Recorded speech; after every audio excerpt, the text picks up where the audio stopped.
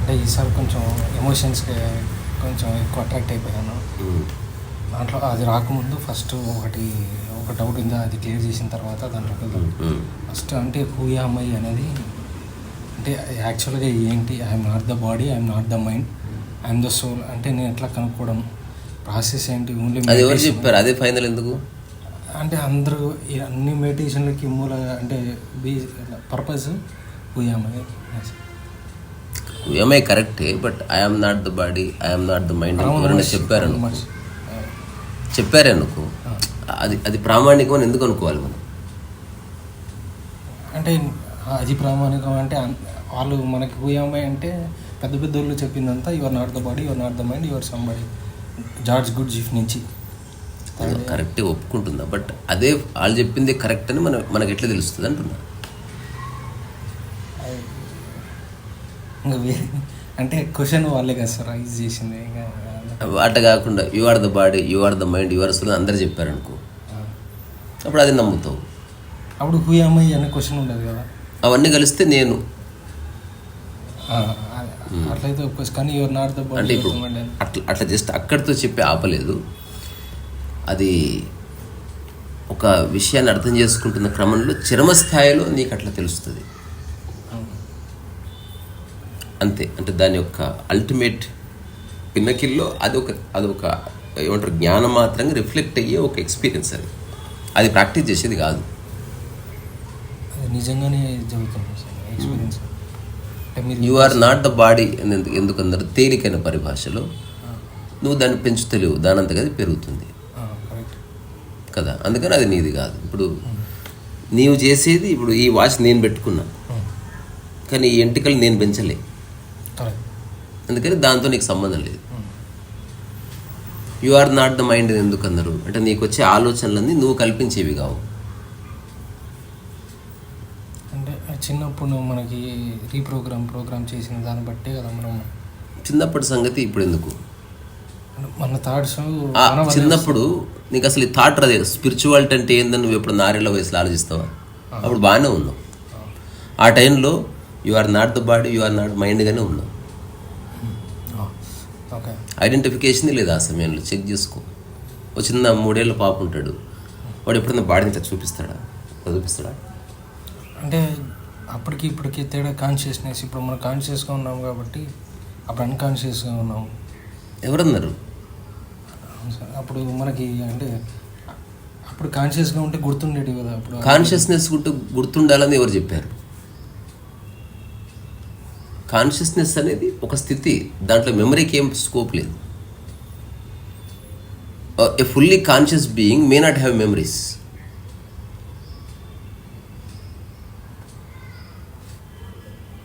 Intellectuality is different. Consciousness is not intellectuality. Okay, అంటే your not the mind అని ఎందుకు అన్నారంటే అది ఆలోచన నీవు కల్పించవు కాబట్టి నీకు సంబంధం లేదు. అలాంటప్పుడు మనం ఎవరం, నేను ఎవరిని? నేను ఇప్పుడు దానికి నేను చిన్న సరదాగా చెప్తా. మరి ప్రతి పనికిరాని విషయాన్ని పట్టించుకోకుండా ఉండేవాడివి నువ్వు అవ్వాలి. నీకు సంబంధం లేని విషయాలను పట్టించుకునేవాడివి నువ్వు అవ్వాలి. ప్రతిదాన్ని గంభీరంగా తీసుకునే వ్యక్తివి నువ్వు అవ్వాలి. ఎక్కడున్నా హాయిగా ఉండగలిగే వ్యక్తివి నువ్వు అవ్వాలి. నిరంతరం ఒక పనిలో ఉంటూ మిగతా అన్నిటిని మర్చిపోయే వ్యక్తివి నువ్వు ఉండాలి. ఎవరితో పోల్చుకునే ప్రాణిగా నువ్వు బతకాలి. అది నువ్వు, అదే రమణ మహర్షి చూడు. అంటే ఎవరితో సంబంధం కాదు, పోల్చుకోవచ్చు. సంబంధం మీ అందరితో నాకుంది, కానీ మీతో నాకు పోలికలు లేవు. నేనే, బాలే, మధుని, నువ్వు ఈయన. తద్వారా అందరం యూనిక్గా ఉన్నాం. నేను నీలా అవ్వాలని ప్రయత్నించిన మరుక్షణం నాలో యూనిక్నెస్ పోతలేదు. అది మీకు మీరు ఉన్న బేసిక్ అది యూఎస్పీ. యాక్చువల్గా యూఎస్పీ నేచర్స్ లా. అది వేరే వాళ్ళ దాంట్లో చూస్తున్నా ఎంత ఇంటలెక్చువల్ అయినా ఒకరు చాలా ఏదో పాయింట్ ఆఫ్ టైంలో వాళ్ళే ఫాలో అయిపోతారు. అక్కడికి వచ్చిన వాళ్ళు కృష్ణమూర్తి ఫౌండేషన్ ఇక్కడి నుంచి వచ్చారు. అక్కడకు నేను మాట్లాడితే లేదు నేను కృష్ణమూర్తి ఫ్యాన్ ఎక్కడో చోట మీరు మీ దాంట్లో ఎప్పుడు ఒకసారి మొన్న అడిగాను కదా ఓషో గురించి చెప్పారు కదా అంటే ఓషో గురించి ఇంకోసారి ఓషో గురించి ఎక్కువ మాట్లాడితే ఇక్కడి నుంచి వెళ్ళిపోయి ఓషో అన్న ఉండదు నువ్వన్నా ఉండు ఇద్దరు వద్దని చెప్పాను అంటే కొంచెం కొంచెం చెప్తున్నారు. నాకు వాళ్ళంటే ఇష్టం అంతే, వాళ్ళ జీవన విధానం నా జీవితానికి అసలు ఏ పోలిక లేదు. పూర్తిగా ఫాలో అవ్వడం. ఓషో చేయని ఎన్నో పనులు నేను చేస్తా, నేను ఆయన అనుసరిస్తే అట్లా ఉండేవాడిని. కోరు ఏమిటి, తన పనులు తానున్నాడు, నా పనులు నేనున్నా. ఇద్దరు పనులు వేరు, ఆలోచనలు వేరు. నేను రాసి చేతిరాత పుస్తకాలు ఓషో చేయలే, ఆ తర్వాత నేను వాయించే వయలేదు. కానీ నేను అంటూ అడుగుతా, ఓషో ఎప్పుడన్నా అడిగాడా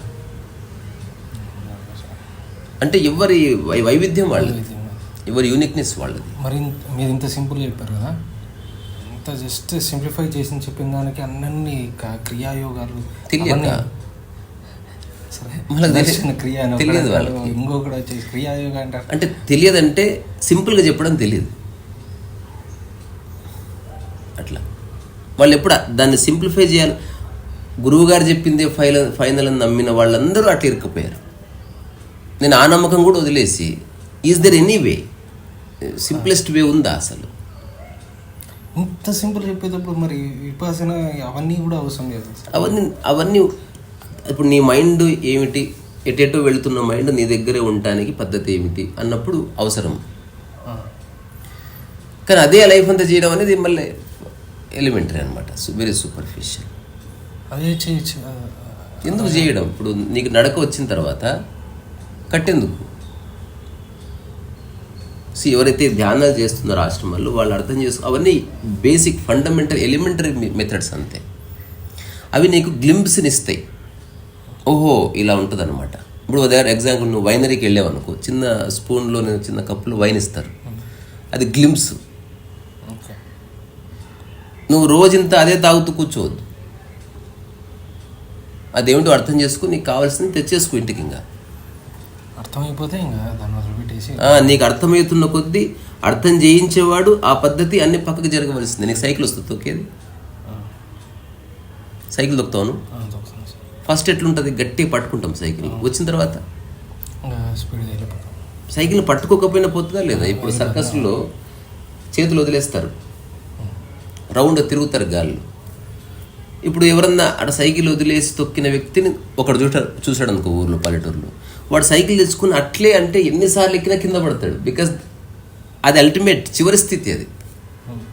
ఫస్ట్ వాడు ఏం చేయాలి, పట్టుకోవాల్సిందే, రాయి మీద కాయించి దొక్కవలసిందే. ఫస్ట్ వెనుకోవడం పట్టుకోవాలి, ఆ తర్వాత గట్టి పట్టుకొని ఆ వెనుక చూసుకోవాలి. తర్వాత ఎవరిని ఎదురుగా ఎవరిని వస్తే ఫస్ట్ కాలిగిలు పెట్టి భయపడాలి, ఆగాలి.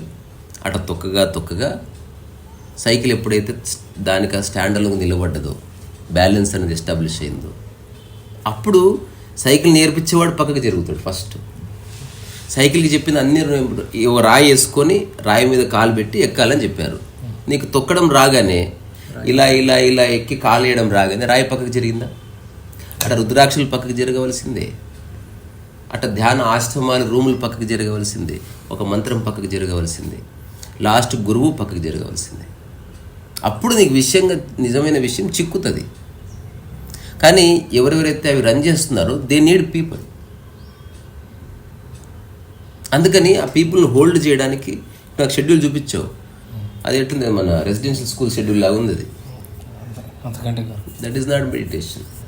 మెడిటేషన్ అనేది ఫస్ట్ ఇంపోజిషన్ కానే కాదు. అది నిజానికి ఏమాత్రం బుర్రున్న ఆశ్రమ నిర్వాహకులైనా come here and live the way you want, we are only facilitators అని చెప్తే అప్పుడు నీకు పడుకోవాలనిపిస్తే అక్కడ నీకు నిజమైన ఆవిష్కారం జరుగుతుంది. అంటే దాంట్లో కూడా స్మోక్ చేసేవాళ్ళు స్మోక్ చేయొచ్చు, డ్రింక్ చేసేవాళ్ళు డ్రింక్ చేయొచ్చు. ఫస్ట్ ఆఫ్ ఆల్ అట్లాంటి వాళ్ళు పబ్బుకి వెళ్తారు.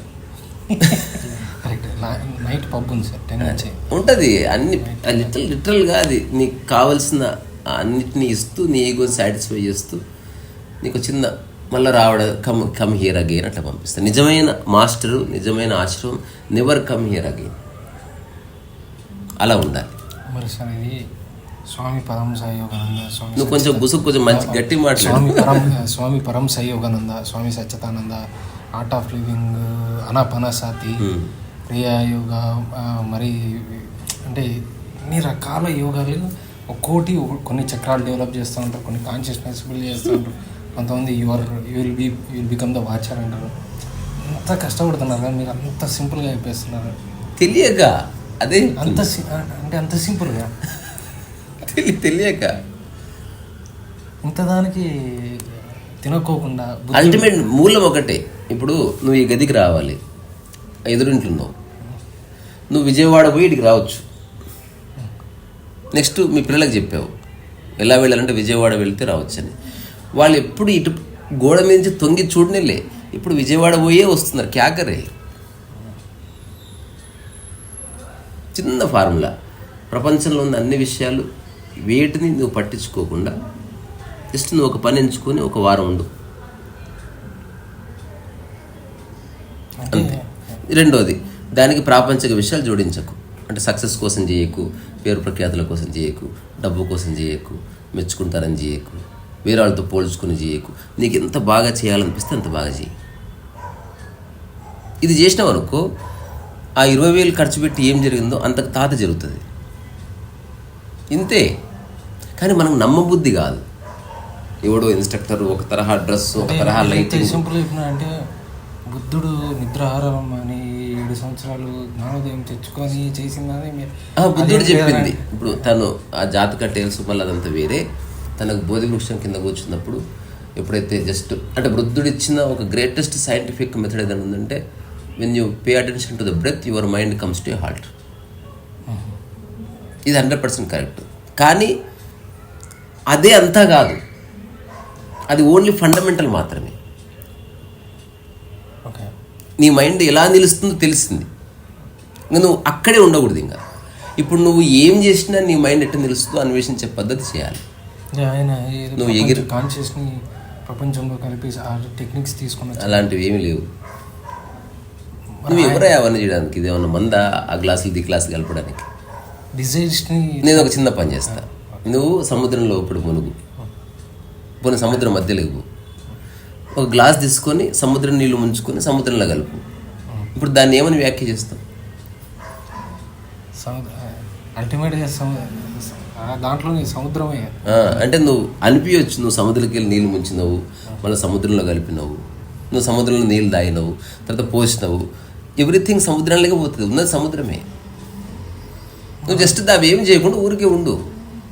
ఊరికే ఉంటే అంటే నిద్రపో. నిద్రపోతే టైం వేస్ట్ అయిపోతుంది. అట్లేం కాదు.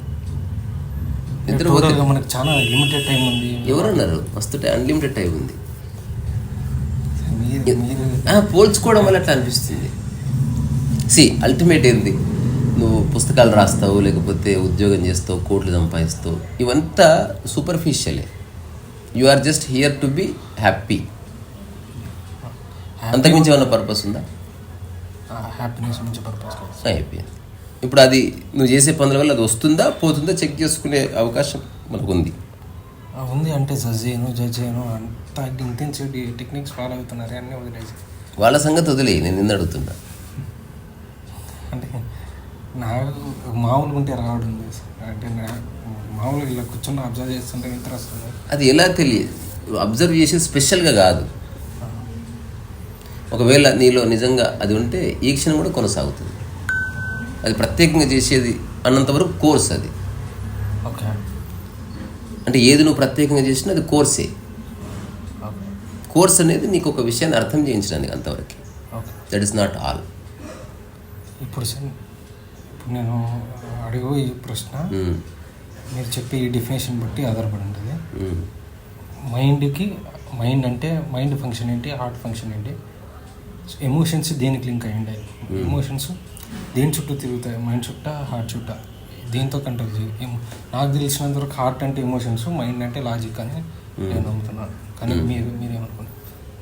అంటే ఎమోషన్ అయినప్పుడు ఫర్ ఎగ్జాంపుల్ నేను చిన్నప్పుడు విన్నది, ఈగ చెవు దగ్గరకు వచ్చి గుయ్యి అంటది కదా, అంటది కదా, అట్లా అనుకునేవాడిని. తర్వాత తెలిసింది అది గుయ్యి అని అన్ని చోట్ల అంటది, చెవుకాడ వినిపిస్తుంది అంతే.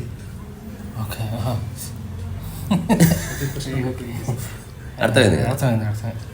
అట్లా నీకు ఎమోషన్ వచ్చినప్పుడు నీ బాడీలో అన్ని ఎమోషన్లు అవుతాయి, కానీ హృదయం దగ్గర తెలుస్తుంది. బికాజ్ రక్త ప్రసరణకు సంబంధించి ఇంబ్యాలెన్స్ వచ్చి నీ గుండె దగ్గర తెలుస్తుంది. అదర్వైజ్ చిటికనేలు కూడా ఎమోషనల్ అవుతుంది. నీ బాడీ ప్రతిదానికి నీ బాడీ రియాక్ట్ అవుతుంది. ఎగ్జాంపుల్, నువ్వు మిరపకాయ కొరికావు, నాలుకకి తెలుస్తుంది, చెంపకు తెలియదు. అది నర్వస్ బ్యాలెన్స్ మళ్ళీ ఇంపాక్ట్ అన్ని చోట్ల ఉంది. అది మిరపకాయ దంచి బాడీకి రాసుకు తెలుస్తుంది. సో ఎమోషన్ కొంచెం వచ్చినప్పుడు నీ గుండెకాయ దగ్గర తెలుస్తుంది. కానీ ఎమోషన్ ఎక్కువైపోయినప్పుడు నువ్వు ప్యారలైజ్ అయిపోవచ్చు కూడా, నీ హోల్ బాడీ మే రియాక్ట్, నువ్వు కొలాప్స్ అయిపోవచ్చు కూడా. సో దాని యొక్క తీవ్రతను బట్టి బాడీలో కొంత, but it begins at the heart. అంతకంటే ముందు కాస్త పర్స్పిరేషన్ రావచ్చు, లేకపోతే చిన్న బాడీ వణుకొచ్చు, ఏమైనా జరగచ్చు. కానీ ప్రిడామినెంట్గా ఏది ఇంపాక్ట్ అవుతుందో దాన్ని బట్టి దృష్టి పెడుతున్నాం మనం అంతే. మైండ్ అనేది ఏ విషయాన్ని సమగ్రంగా అర్థం చేసుకోలేదు, దాన్ని ఒక ఎమోషన్గా మార్చేస్తుంది. ఓకే సార్, ఇప్పుడు లవ్లో పడ్డామంటే అది విషయం అర్థం కావాలి కదా. ఇప్పుడు ఎగ్జాంపుల్, ఇప్పుడు చేతిలో గ్లాస్ నీళ్ళు కింద పడ్డాయి, ఎప్పుడైనా ఎమోషనల్ అవుతావా? అంటే పక్కన వాళ్ళు ఏమనుకుంటారు, పక్కన ఎవ్వరు లేరు, ఒక్కడే ఉన్నావు, ఎమోషన్ కాదు. ఎందుకు? అదే నీ చేతిలో ఉన్న ఒక 5 లక్షల ఫోన్ కింద పడ్డది, అప్పుడు ఎందుకు ఎమోషన్ వస్తుంది అంటే, నీళ్ళు పోయినా పర్వాలేదని నీ మైండ్కి అర్థమైంది. ఫోన్ పోతే ఎట్లా అని మైండ్కి ఇంకా సంశయం ఉంది.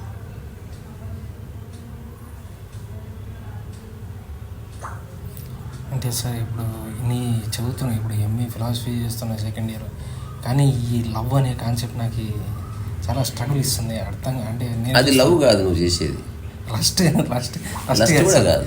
లస్ట్ అంటే ఇప్పుడు ఒక ఆపోజిట్ సెక్స్కి సంబంధించిన ఒక చిన్న వ్యాఖ్య అంతే. లవ్ ఈజ్ అనేది, love is nothing to do with opposite sex. అంటే love within myself అంటే ఎలా sir? It's not about myself. Love myself అనేది ఉండదే ఉండదు. నీ ముక్కు కోసం గాలి పీల్చుకుంటుంది, ఏంది పీల్చుకుంటుంది అంతే, అందరికి ఉపయోగపడుతుంది. ఇదంతా సినిమాల వల్ల వచ్చింది. నేను చిన్నప్పటి నుంచి చూస్తున్నా, నేను ఎక్కడికన్నా బయట ఫ్రెండ్స్, ఇప్పుడు మా అనంతపూర్లో ఫ్రెండ్స్ వెళ్ళేటప్పుడు, అక్కడ బయటికి వెళ్ళి ఇట్లా తిరిగేటప్పుడు నా ఫ్రెండ్స్ అందరూ పక్కన ఏ అమ్మాయి, అందమైన అమ్మాయి కనిపిస్తే అమ్మాయి బాగుందిరా, అమ్మాయి బాగుంది, అందరూ 100 అమ్మాయిలు కనిపిస్తే 100 అమ్మాయిల మీద చూస్తూనే ఉంటారు. అంటే మనిషి అందుబాటులో లేదు, దాని వైపు చూస్తావు అంతే. ఒక్కరుగా నెక్స్ట్ ఆ 100 మంది అమ్మాయిలు ఇంటికి వచ్చారనుకో, నువ్వే ఎలా కొడతావు 3 రోజుల తర్వాత. మనకు ఒకటి ఉంటుంది, స్కార్సిటీ ఈజ్ సేక్రెడ్ అని ఒక నియమం ఉంటుంది. ఏది అందుబాటులో లేదో అది పరమాద్భుతంగాను చాలా గొప్పగాను అనిపిస్తూ ఉంటుంది. నేను చూశాను ఇక్కడ ఆఫీస్లో 4-5 మంచి అమ్మాయిలు వచ్చినా కూడా వాళ్ళని చూడడము, వాళ్ళకే అడ్మిరేషన్ ఇవ్వడము, ఎక్కువ రెస్పెక్ట్ ఇవ్వడము. అంటే ఎక్కడికి మనల్ని కంట్రోల్ చేసుకోము, మన హ్యూమన్ ఎమోషన్ నేచర్ వైజ్గా, అంటే ఇన్స్టింక్ట్గా అలాగే డిజైన్ చేయబడింది అట్రాక్ట్ చేసుకోవడానికి. హ్యూమన్ నేచర్ అది, నీకు అందుబాటులో లేదంతే. ఇప్పుడు నీకు ఒక సమోసా అందుబాటులో ఉన్నట్టు, ఒక పార్క్ అందుబాటులో ఉన్నట్టు, ఒక ఆర్టీసీ బస్సు అందుబాటులో ఉన్నట్టు, అంతెందుకు ఇది చాలా దూరం. ఒకప్పుడు ఊరికి బస్సు వస్తే పరిగెత్తుకొని చూస్తారు తెలుసా? కరెక్ట్. అదే సిటీలో ఉన్న వ్యక్తి ఎప్పుడు పరిగెత్తుకొని చూడు. నేను మొట్టమొదటిసారి మెట్రో పోయినప్పుడు పరిగెత్తుకొని చూసినాడు. నా జీవితంలో మెట్రో చూడలే ఎప్పుడు. ఇప్పుడు ఎలా ఫీల్ అవుతారు?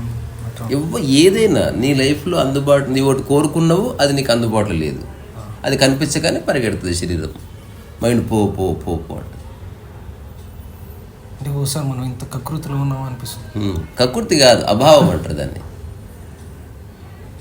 అది నీలో నీకు కావాలి, నీ దగ్గర లేదు, అది కనిపించింది పరిగెత్తావు. అంటే ఇంట్లో మంచి ఒకవేళ ఐశ్వర్య అంటే బయట ఎంతమంది ఐశ్వర్య రాయలు వచ్చినా కూడా మనము we don't even look at them. అట్లే ఉండదు, నీ మనసు అడిగే వరకు చూస్తూనే ఉంటావు. అర్థం కనిపిస్తుంది నాకు అది. నీ లడ్డు కావాలి, ఈరోజు లడ్డు తిన్నావు, మళ్ళీ రేపు ఇంకో చోటికి పోతే లడ్డు కనిపిస్తే మళ్ళీ చూస్తావు. నీకు కావాల్సింది అమ్మాయి కాదు, basically you want to see nudity. అది నా పక్కన నల్ల అమ్మాయి కూర్చుంటే, లేకపోతే బ్రౌన్ కలర్ అమ్మాయి కూర్చుంటే పోవడం లేదు. అదే నీకు నీకు ఛాయిస్ ఉంది. ఫస్ట్ ఆ ఛాయిస్ సూట్ అయిన అమ్మాయి, అలాంటి స్ట్రక్చరు, అలాంటి బ్యాక్, అలాంటి ఫ్రంట్ అట్లా ఉన్నప్పుడు యూ పే అటెన్షన్. కానీ వాళ్ళు జస్ట్ కనిపిస్తున్నారు కానీ నువ్వు అట్లా చూడాలనుకోవట్లే వాళ్ళని. నిజానికి అమ్మాయిలంతా న్యూడ్గా ఉన్నారనుకో, గంటన్నరలో నువ్వు బుద్ధిని అవుతావు. ఏముందిరా నాయన లైఫ్ అంతుంది బాగా, ఏమి లేదంట సార్. అంటే నా ముందర ఇప్పుడు నువ్వు మా హాస్టల్ దగ్గర చుట్టూ గర్ల్స్ హాస్టల్స్ ఉంటాయి. నా ముందర నల్లగా ఉండే అమ్మాయిలు మంచి మనసు ఎక్సలెంట్గా ఉంటారు, కానీ వాళ్ళని నన్ను మాట్లాడబుద్ధి కూడా కాదు. ఇది నీ ఛాయిస్, అది నా ఉద్దేశం. నీ ఛాయిస్, అది నీ ఛాయిస్. ఇప్పుడు మనసు ఏమైతుందో అర్థం కాదు అసలు. నీ ఛాయిస్ అంతే. ఇప్పుడు అదే నువ్వు నైజీరియా పోయినావు అనుకో, అక్కడ నల్లగున్న అమ్మాయిలే ఉంటారు అందరు. అక్కడ ఉన్న అబ్బాయిలు నల్ల అమ్మాయిలు, అక్కడ తెల్లవాళ్ళని చూస్తే చీ అంటారు. సో ఛాయిస్లోదే, మనం ఛాయిస్ల గురించి మాట్లాడట్లేదు. నల్లదో తెల్లదో ఎందుకు చూస్తున్నావు అనే దానికి కారణం అది. నీకు కావాలి సార్ నల్ల తెల్లదు అందమైన అగ్లి, అది కూడా ఛాయిసే. పెళ్లి చేసుకున్న అందరికీ చాలామందికి తెలిసింది, అందమైన అమ్మాయిని చేసుకున్నా కానీ అందమైన మనసు లేదు అని తెలుసుకున్నారు. అందం ఒక ఎక్స్టెంట్ వరకే నీకు ఉపయోగం, అనుభవించిన తర్వాత నిరంతరం ఉపయోగపడేది అందమైన మనసే. ద రైట్ థింకింగ్ అనేది లేని కారణంగా ఫ్యామిలీ కొలాప్స్ అవుతుంది. సో తెలివైన వాడు ఫిజికల్ రియాలిటీని ఒక ఎక్స్టెంట్ వరకే పట్టించుకుంటాడు. వాడు చూసేది మైండ్, మనస్సుని. ఒక ఎక్స్టెంట్ అంటే ఎక్కడ వరకు పెట్టుకుంటాడు, అంటే దొక్కుంటూ రాకుండా పిలిస్తే వస్తే చాలు. అట్లా నేను చూసిన దాంట్లో పెళ్ళైనా కూడా ఇంకో పక్కన అమ్మాయి. నేను దానికి ఆల్రెడీ ఆన్సర్ చెప్పేసిన. నీ మనసు అడగడం గురించి ఒకటి, నీ క్యూరియాసిటీ ఎప్పుడు ఉంటుంది. అంత ఎగ్జైట్మెంట్ పెళ్ళైనా కూడా ఉంటుందంటారా? ఎప్పటికీ ఉంటుంది అది. నీకు లైఫ్ అర్థమైన తర్వాత పోతుంది. ఇప్పుడు నువ్వు జీవితం మూలంలోకి ఎంటర్ అవుతుంటే తప్ప అది పోదు, అదర్వైజ్ లైఫ్ అంత ఉంటుంది. ఇంకొక రాను కళ్ళు బ్లర్ అయి చూడరు అంతేగాని. అంటే ఇది ఒకసారి ఏమైపోతుందండి, ఒకసారి అనంతపురం నుంచి బాంబేకి వెళ్ళిపోవడము, అట్లా ఒకరి కోసం వెళ్ళిపోవడం జరుగుతుంది. అంటే ఎందుకు అమ్మాయి లేకుండా బతకలేము సార్ మనం? అది ఎవరి పర్సనల్ అది. ఇప్పుడు ఒకడు బీడీ లేకుండా బతకలేడు, ఒకడు సినిమా చూడకపోతే బతకలేడు, ఒకడు బిర్యానీ లేకపోతే బతకలేడు. ప్రియారిటీ నువ్వే దానికి ఇంపార్టెన్స్ ఇచ్చావు. 100%లో 97% అమ్మాయి లేకపోకుండా ఆ లైఫ్ ఏదో సూసైడ్ ఉన్నట్టు ఫీల్ అవుతున్నా. ఉంది సమాజంలో, అట్లా ఉంది ఒక రియాలిటీని. మైండ్ని స్టాప్ చేసేస్తే ఆగిపోతుంది.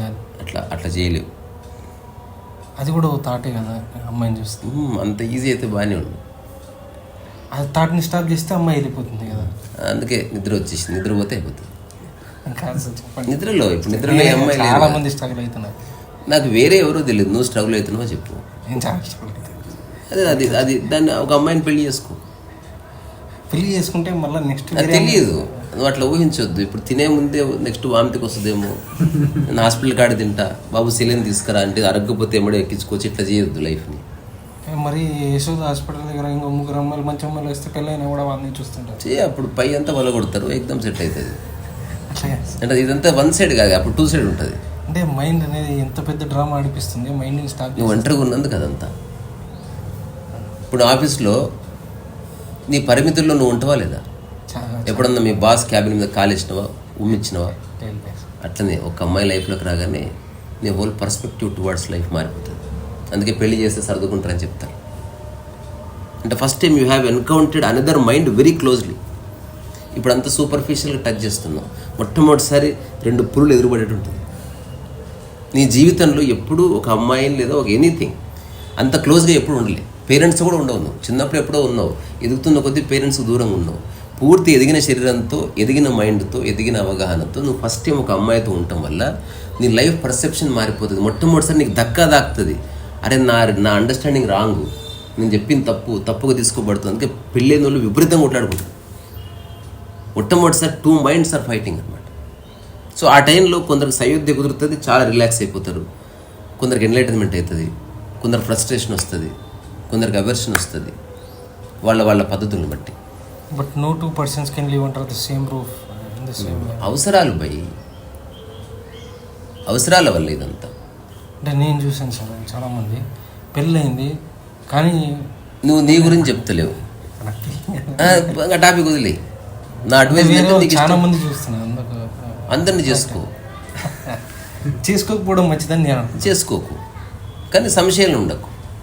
చేసుకోండి సార్. చేసుకుంటే చేసుకోకపోతే చేసుకోకపోతే సంవత్సరానికి ఒకరిని చేసుకో, బట్ డౌట్ తీసేసి చేసుకోవాలి అంతే. ఇప్పుడు ప్యాంట్ వేసుకోవాలన్నా, పైజామా వేసుకోవాలన్నా అట్లా కాదు. ప్యాంటు పైజామా వేసుకొని పో. ఏదైతే జరుగుతుంది. అంతే. ఇంకొకటి ఇప్పుడు విన్సెంట్ వ్యాన్ గోగ్కి ఎమోషన్స్ అసలు ఎంత కాంట్రడిక్టరీ విషయాలు అడుగుతాడు అసలు. విన్సెంట్ వ్యాన్ గోగ్కి మొన్న అక్కడ 4 PM అది ఎగ్జిబిషన్ హెటెక్ సిటీలో పెట్టారు సార్. 2 times వెళ్ళాను. అంటే లైటింగ్ ఆ పెయింటింగ్లకి రాలేదు. తర్వాత ఫస్ట్ దాంట్లో అతని హిస్టరీ ఉంటుంది, తెలుసు, నేను కూడా వెళ్ళా. ఇమర్షన్. సెకండ్ దాంట్లో లైటింగ్స్ ఉంటాయి. థర్డ్ దాంట్లో అది చూసేసరికి మొత్తం అన్ని పెయింటింగ్స్లో మన అక్కడ అది ఏదో ఉంటుంది సార్, అది టేబుల్ దగ్గర ఆయన చాలా పెయింటింగ్ వేసాడు. అంతా సఫరింగే ఉంది, అంతా జీనియస్. అంటే కొన్ని పెయింటింగ్ ఇది కూడా ఒక మిథ్యే సార్. ఒక పెయింటింగ్ ఉంది సార్, సఫరింగ్ అంటే what you mean by suffering? Suffering అంటే మనిషి తన థాట్స్ని కంట్రోల్ చేసుకోకుండా, అంటే తన థాట్స్లో ఒక మాట కాన్ఫ్లిక్ట్ అయిపోయింది. సఫర్ అయినాడు అన్ని పెయింటింగ్ వేయగలుగుతాడా? నిజం చెప్పు నాకు. సఫర్ అవుతున్న మైండ్ అటు బ్రష్ పట్టుకొని ఇట్లా అద్ది అంతంత చిన్న చుక్కలు పెట్టగలుగుతా? అంటే నేను చాలా సఫర్ అవుతున్నా సార్. నేను ఎగ్జామ్స్ సఫర్ అయితే ఫోకస్ ఉంటుందా? 100%. అది వేరే సార్. అండి ఇప్పుడు సఫరింగ్లో ఫోకస్ ఉంటుందా? ఉంటుంది, 100% ఉంటుంది. ఇప్పుడు నేనున్నాను, నాకు ప్రతిసారి ఇప్పుడైతే కొంచెం రిలాక్స్ ఉన్నాను, చాలా సఫర్ అయ్యేవాడిని. కానీ మంచి ఒక టాపర్ని కూడా ఒక యూనివర్సిటీలో. ఓకే. సో చాలా సఫర్ అయ్యేవాడిని. కానీ సఫరింగ్ అంటే ఫస్ట్ అది డిసైడ్ చేయి. నేను చెప్తున్నా, when you're really in suffering you cannot focus. అంటే నువ్వు సఫరింగ్లో ఉన్నవాడు ఒక బంగారు నగిసి పని చేయలేడు. నువ్వు సఫరింగ్లో ఉన్నప్పుడు సూదుల దారం ఎక్కేయలేవు. ఆయన పెయింటింగ్స్లో ఒక చోట సంతోషం, మిగతా అంత అంటే నాకు డిప్రెషనే కనబడుతుంది. టోటల్ డిప్రెషన్ అంత పని ఎట్లా చేస్తాడు?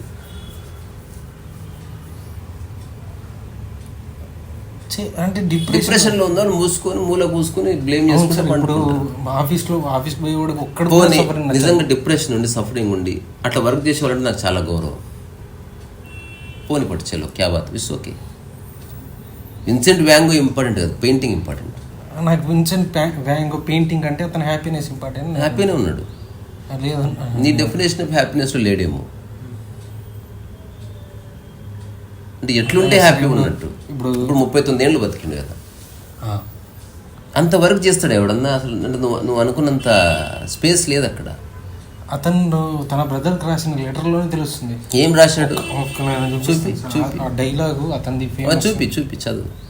అసలు దానికి మించిన suffering example Vincent van go గురించి చిన్నది. సో ఆయన రాసిన ఉత్తరాలన్నీ కంపేర్ చేశారు. ఒక పర్టికులర్ 6 months 1 year ఉత్తరాలు దొరకలేదు వాళ్ళందరికి రాసినవి. ఈ మేధావులు తల బద్దలు కొట్టుకుంటున్నారు. ఎక్కడ ఆ టైంలో ఏమైనా ఉత్తరాలు తర్వాత తెలిసింది, ఆ టైంలో వాళ్ళన్నింట్లోనే ఉన్నాడు, అందుకని ఉత్తరాలు రాయలేదు. ఇంట్లోనే ఉంటే ఏం రాసుకుంటావు? ఒకటి అవన్నీ అక్కర్లేదు. నువ్వు గూగుల్ పోయి విన్సెంట్ అవన్నీ చూడ ఫ్రాగ్మెంట్ ఇప్పుడు ఓపెన్ చేయి. విన్సెంట్ వ్యాన్ గో ఉత్తరాలను కొట్టు. నేను చదివి చెప్తున్నా, నువ్వు అన్న యాంగిల్ ఏం లేదు అసలు.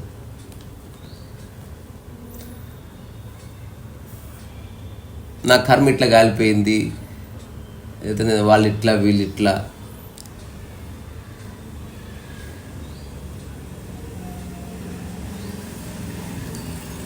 అది ఏ భాషలో ఉంటుంది స్వామి? నువ్వు Vincent van go letters in English అని కొట్టు. ఓపెన్ చేయి. ఒక లైన్ ఉంటుంది సార్ స్టార్టింగ్లోనే, ఉండొచ్చు, బట్ దాని సమగ్రతలో చూడాలి. ఇప్పుడు నేను ఇట్లా చెప్తున్నా, మధ్యలో ఇక్కడ చదువుందా, చాలా ఇబ్బంది పడ్డా, నా చేతులంతా దెబ్బలు తాకింది, ఆ రోజు నాకు చాలా నరకం అనిపించింది అని రాశా. దానికి ముందు పైన ఏం తెలుసా, సినిమా థియేటర్కి వెళ్తే టికెట్ దొరకలేదు రష్లో అని రాస్తుంది. అది చదవా? ఇది నేను చదివాను సార్. ఏం చెప్తానంటే the biggest freedom that I can get is to die now because that relieves my suffering అతను చెప్పాడు. అది సఫరింగ్ అనేది ఇప్పుడు అతను క్రిస్టియన్, ఆ క్రిస్టియన్ కాంటెక్స్ట్లో సఫరింగ్ వేరే. ఇప్పుడు ఎగ్జాంపుల్, క్రూసిఫిక్షన్ చేసినప్పుడు ప్యాషన్ ఆఫ్ క్రైస్ట్ అని సినిమా తీశారు కదా, passion of the Christ. Passion అనే పదానికి మూలార్థం ఏంది? అది మనకు సంబంధించిన పదం గానే కాదు, అది క్రిస్టియన్ బిబ్లికల్ కాంటెక్స్ట్లోనే వాడతారు. ప్యాషన్ అంటే suffering of Jesus Christ on the cross అనమాట. ఇప్పుడు సఫరింగ్ నీకు కనబడేది ఒకటి, నేను అనుభూతి చెందేది వేరే. ఒక మంచి ఎగ్జాంపుల్, ఇప్పుడు రాజమౌళి కూడా సఫర్ అవ్వచ్చు ఒక మంచి కథ కోసం. ఆ సఫరింగ్ వేరు. అట్లా కాకుండా నేను పక్క వాళ్ళ మీద చాడీలు చెప్తూ లేకపోతే అందరిని తిడుతూ నన్ను నేను గాయపరుచుకుంటే ఈ సఫరింగ్ వేరే. Suffering for creativity, suffering for excellence, ఇది వేరు కాంటెక్స్ట్. అంటే ఒక కైర్గాడ్ అని కిర్కెగాడ్ ఫిలాసఫర్ ఉన్నాడు సార్, తెలుసు. అతను ఎంత మంచి అవుట్పుట్స్ ఇచ్చాడంటే, కానీ అతని థింకింగ్ ఆ సఫరింగ్ ఎట్లా ఇవ్వడంటే ఒక దారి ఈ దారి వెళ్ళే ఏ దారిలో వెళ్ళడానికి గంటల దారి. వాళ్ళు మనకు ఇన్స్పిరేషన్ కాదు, చూడదు. ఇప్పుడు విన్సెంట్ వ్యాంగో సఫర్ అయ్యాడు. ఇప్పుడు నేను ఏం చూస్ చేసుకుంటా అంటే I don't care about Vincent Van Gogh, I care about his paintings. Simple. ఇప్పుడు నువ్వు బస్సులో వచ్చావా, ఊబర్లో వచ్చావు, నీకు ఆ డ్రైవరు అతని ప్రాబ్లం వస్తే ఏం పని? నీకు కారు అవసరం, కారు వాడుకు దుబ్బావు, అంతేనా? ఒక్కసారి అంతా ఎంక్వైరీ చేసావా? అంటే మనం ఎంతో లుకప్ చేస్తాం కదా అతన్ని. నేను చెప్పేది డ్రైవర్ గురించి. డ్రైవర్ లేదా పట్టించుకోలేదు కదా. సో నువ్వు కొంత నీకు అవసరమైనంత తీసుకొని మిగతా అంతా మర్చిపోయినావు. అంటే విన్సెంట్ వ్యాంగో సఫర్ అయ్యిండు, సఫర్ అవ్వని. సో వాట్, ఒక సఫర్ అయిన వ్యక్తి నుంచి అంత మంచి పెయింటింగ్ వస్తే అందరు సఫర్ అవ్వని. ఇట్స్ ఓకే, క్యా ఫరక్ పడతా. ఇప్పుడు సఫర్ అయ్యి నువ్వు పక్క వాళ్ళని ఇబ్బంది పెట్టి, పిల్లల్ని రాచిరంపాన పెట్టి, తాగి తందనాలే బదులు సఫర్ అవ్వడం వల్ల you are creating something remarkable. I'm okay with that. నా కాంటెక్స్ట్లో సఫరింగ్ అనేది ఫర్ ఎక్సలెన్స్ వేరే, సఫరింగ్ అనేది భార్య భర్తను తిట్టాడు లేకపోతే నాకు డబ్బులు లేవు ఇట్లా బాధపడి మదనపడే సఫరింగ్ వేరే. జమీనాసన్ ఫరక్ ఉంది రెండింటికి. ఇంకొకటి అంటే ఇప్పుడు నేను ఎవరినన్నా కార్లు కొట్టాను అనుకోండి, ఈ హైపోథెసిస్ వద్దు మన మధ్యన. అంటే ఇది సిద్ధాంతం, కర్మ సిద్ధాంతం అని. కర్మ సిద్ధాంతం ఓకే. కొడితే నెక్స్ట్ జన్మలో మనకు అది వస్తుందంట, లేకపోతే ఈరోజు మనల్ని ఏమైనా చంపితే అది నెక్స్ట్ జన్మలో. అసలు కర్మ సిద్ధాంతం అంటే ఏంది అసలు? అదే సార్, అందరూ ఈ మధ్య కర్మ సిద్ధాంతం అని ఎక్కువ ఫేమస్ చేస్తున్నారు. వాళ్ళ గురించి వదిలేదు, నీకేం అర్థమైంది చెప్పు. నాకు ఏమర్థమైందంటే మనం చేసే కర్మలను బట్టి మనకి ఫలితం ఉంటుంది. హెవెన్, ప్యారడైజ్, హెల్ ఉంటుంది. లేకపోతే కానీ అక్కడ కూడా నీకు ఎట్లయితే ఇప్పుడు ఆశ్రమాలకు పోతే రూమ్స్ ఉన్నాయో పైసలను బట్టి అట్లే ఉంటుంది అక్కడ కూడా, కాబట్టి ప్రాబ్లం లేదు. కానీ నెక్స్ట్ జన్మ 3 జన్మలు ఉంటాయి సార్, అదొక్కటి చెప్పండి సార్. ఏమి లేవు అట్లాంటివి. నువ్వు వర్తమానంలో ఉంటే ఏ జన్మలు లేవు. ముందు జన్మను బట్టి ఏ డిసైడ్ అదేం లేదు, అలాంటివి ఏమీ లేవు. చనిపోయినాక ఎక్కడికి వెళ్తాము అనే బొందలగడ్డ వరకు తీసుకుపోతారు, ఆ తర్వాత ఆత్మ ప్యారిస్ పోతుంది. మరి పెద్ద స్వామి వివేకానంద, ఓషో కూడా అలా ఎందుకు చెప్పాల్సి వచ్చింది? గుంపు కోసం, గుంపుని రిటైన్ చేయడం కోసం అట్లా బ్యూటిఫుల్ కాన్సెప్ట్లు చెప్పారు. ఓషో లాంటి వాడు పూర్వజన్మ అందరి గుంపులు రెక్కిపోయిన వాళ్ళకి ఏం చేద్దాం కర్మ అనేది. అలాంటి ఓషో మధ్య చెప్పాడు అలాంటివి ఏమి లేవని. అది అంటే నువ్వేమంటారు దీన్ని, నెట్ పికింగ్ అంటారు ఇంగ్లీష్లో. నీకు నచ్చింది తీసుకొని అట్లా. ఇప్పుడు ఆయన 25,000 గంటల వ్యాఖ్యానంలో స్వర్గం ఉందన్నాడు, స్వర్గం లేదన్నాడు. అదే ఓషో ఏం చెప్పాడు, నువ్వు ఎక్కడ ఒక మంచి మాట చెప్పాడు. అది నేను రీసెంట్గా ఒక టాక్లో కూడా దాన్ని this is the right observation, అది నా అబ్జర్వేషన్ కూడా. ఒక యోగి, ఒక ఋషి స్వర్గానికి పోడు. చెప్పు నేను చెప్పింది. ఒక యోగి, ఒక ఋషి స్వర్గానికి పోడు. అతను ఉన్న చోట స్వర్గం ఉంటుంది అన్నాడు. అతను ఉన్న చోట స్వర్గం అట్లా అయిపోయింది. అట్లనే నువ్వు ఉన్న చోట నరకం అవుతుంది నీ మనసు బాగాలేకపోతే. ఒక మనిషి ఇంట్లోకి ఎంటర్ అయితే వాడిని బట్టి స్వర్గం. ఇప్పుడు నేను ఎక్కడ పోయినా స్వర్గమే ఉంటుంది.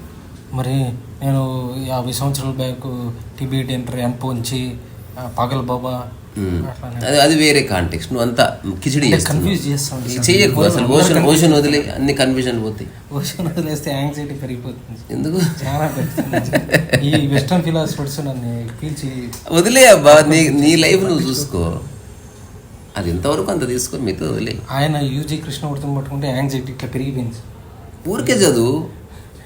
యాంగ్జైటీ ఇప్పుడు వాళ్ళకి లేని యాంగ్జైటీ నీకెందుకు? అంటే నీవు చదవడం వరకు ఓకే, అది చదివి పెట్టిందంటే ప్రిస్క్రిప్షన్ చూస్తే నాకు హెల్త్ డిస్టర్బ్ అయినట్టు అట్లా ఎట్లుంటుంది. You should read objectively. అది నీ మీదకి ఇంప్లై చేసుకోవద్దు ప్రతిదాన్ని. చేసుకుంటే లాస్ట్ కోత్ అవుతావు. అంటే నా గర్క నా ఘాట్క అంటారు. అంటే అట్లా ఇది చేయలేవు, అట్లా అది చేయలేవు. ఇప్పుడు నేను ఈ సెల్ని చూస్తున్నాను కదా సార్, ఈ సెల్ని చూస్తున్నా అని నేను మామూలుగా చూస్తూనే ఐస్ అబ్జర్వ్ చేస్తున్నాయి, చెయ్యిలు ఐస్ ఇవి నర్వ్స్ అన్నీ మైండ్ తెలుస్తున్నాయి.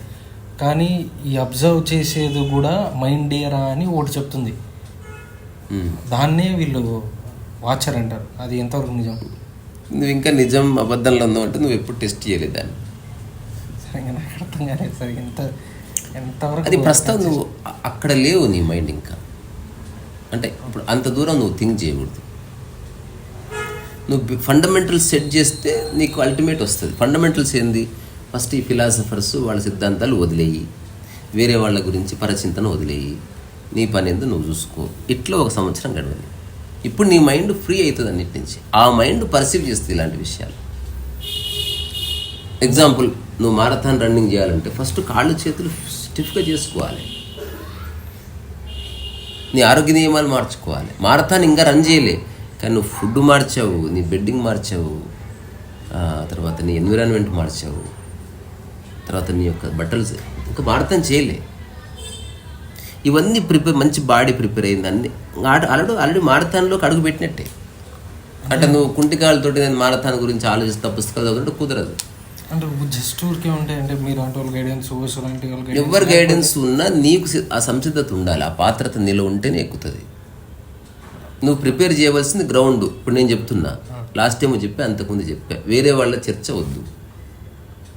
చెప్పానా లేదా? అందరిని ఆటో ఎక్కి పంపేయమని నేను చెప్పినా కూడా. So still you are carrying. So అది నీకు ఇష్టమేమో, అది అందుకే దాన్ని నో చెప్పను. అంటే మనకి ఎన్నో ప్రశ్నలు ఉంటాయి సార్. ప్రశ్నలు నీ గురించి ఉండాలి, వేరే వాళ్ళ గురించి ఉండాలి. నా గురించి అంటే ఎత్తుక్కోవడంలో అవన్నీ చదివాను అనమాట. చదవడం వరకు ఓకే స్వామి, అవేవి లేకపోతే నీకు లైఫ్ తెలియదా? కష్టం సార్. అయ్యో చాలా కష్టము. ఇప్పుడు దేవుని వదిలేయడానికి నాకు ఎన్నో సంవత్సరాలు పట్టింది. 6 సంవత్సరాలు ఎక్కడ వదిలేసినావు? అబ్దుల్ గంజ్లా ఎట్లా? ఇది స్టైల్ సార్. ఓకే, దీన్ని చూసాను అంటే అందరిని వదిలేయి, అదొక్కటే మార్గం. అందరిని వదిలేయమంటే వదిలేయమని కాదు, విత్ ఆల్ రెస్పెక్ట్ కొంతకాలం ఇగ్నోర్ చేయి. వదిలేస్తే ఎవరైనా ఒక్కరిని పట్టుకో. అటాచ్మెంట్స్ ఎప్పుడైనా సరే. ఇప్పుడు ఓషో చెప్పిన వాళ్ళు ఎవరిని ఒక్కరిని పట్టుకో, మరి ఎంతమంది ఎందుకు పట్టుకున్నావు? ఒకరిని పట్టుకుంటే మరి ఇప్పుడు ఇది పూర్వజన్మ అట్లా. ఇప్పుడు నువ్వు ఇప్పుడు ఒకటే ఆ క్యాబ్ పట్టుకొని రాలేడికి, అట్లా ఎవ్రీ ½ కిలోమీటర్కి ఒక్కొక్క క్యాబ్ మారుతూ రావచ్చునా లేదా? మరి ఎందుకు వస్తున్నాయి? అంటే ఇప్పుడు రమణ మహర్షి నువ్వు వదిలేయడం వల్ల కాదు సార్. అది అంటే రమణ మహర్షిని అట్లే పట్టుకుని అంటే 3 years నాకు ఏం యూజ్ లేదు. నువ్వు సరిగ్గా పట్టుకోలే అని చెప్పు. నువ్వు పట్టుకోలే, సరిగ్గా పట్టుకోవాలి. 3 years జిడ్డు కృష్ణమూర్తి వీళ్ళందరినీ వదిలేయడం. నువ్వు పని ఇట్లా పట్టుకుంటూ పోయి ఎదురు రోజు చచ్చిపోతావు, హాయిగా పని అయిపోతుంది. ఓషో లాంటి వాడు దొరికేవాడు కదా. అట్లా ఒకటే రమణ మహర్షి దగ్గరే ఉండింటే ఓషో. అప్పుడు నువ్వే రమణ మహర్షికి ఓషో అక్కర్లేదు చూడు. నాకు రమణ మహర్షి, ఓషోకి రమణ మహర్షి అక్కర్లేదు. ఎప్పుడు అరుణాచలం పోయాడు ఓషో. అంటే నాకు రమణ మహర్షి ఏమనిపిస్తుంది అంటే అతను సైలెన్స్కి పడిపోయారేమో జనాలు అనిపిస్తుంది. అనిపించినవన్నీ ఓకే. ఓషోకి ఇంటలెక్చువాలిటీకి పడిపోయినారు, రమణ మహర్షి ఏదో సైలెంట్గా ఉన్నాడు. దాన్ని పడిపోయేటల గురించి మనకెందుకు, నిలబడ్డల గురించి మాట్లాడుకుందాం. ఇంకొకటి ప్రశ్న ఏంటంటే, ఎంత ఇప్పుడు 6 o'clock లేచి పంచాయతీ ఇవి డిస్కషన్లు, ఇవి మళ్ళీ అమ్మాయిలు మనం పడిపోవడాలు, ఇంత కష్టపడ్డారు, ఇవన్నీ ఎందుకు? కోరికలు చంపుకొని ఊరికే పోయి హిమాలయాల్లో బతకలేమా? ఈ ప్రపంచంలోనే ఉండాలి. ఉన్నా కూడా అప్పుడు నువ్వు అమ్మాయి కోసమే ఎదురు చూస్తూ ఉంటావు. నేను చిన్న కథ చెప్తాను నీకు. ఒక వ్యక్తికి అమ్మాయిలంటే పిచ్చి, కానీ వాడికి ఇన్ఫీరియారిటీ కాంప్లెక్స్, మంచిగా ఉంటాడు చూడడానికి, కానీ వాడికి ధైర్యం సరిపోదు అమ్మాయిలతో మాట్లాడడానికి. ఒకసారి ఫ్లైట్లో పోతుంటే ఫ్లైట్ కూలిపోయిందండి. కూలిపోయిన తర్వాత వీడు ఒక కట్టె పట్టుకొని తెప్పకొచ్చి పడ్డాడు బ్యాంక్ ఆఫ్ ద ఓషన్. ఒక ½ hour తర్వాత చూస్తే 6 అమ్మాయిలు కొట్టుకొచ్చారు. వాడి ఆనందానికి అవధులు లేవు. ఇంకా దేవుణ్ణి, భగవంతుడా యు ఆర్ సో గ్రేట్. ఎందుకంటే ఐలాండ్లోకి వెళ్ళి నువ్వు ఎక్కడికి పోలు, సచ్చినట్టు ఈ అమ్మాయిలు వీడి మీద ఆధారపడవలసిందే. అట్లా ఈ అమ్మాయిలకి 6 వీడు కింగ్ అయిపోయాడు. ఒకే male. Within no time rules వచ్చినాయి. మండే నీవు, ట్యూస్డే నీవు, వెడ్నెస్డే, సండే రెస్ట్. నాకు సంవత్సరం గడిచింది. ఆ తర్వాత వాడు దిగాలు కూర్చున్నాడు.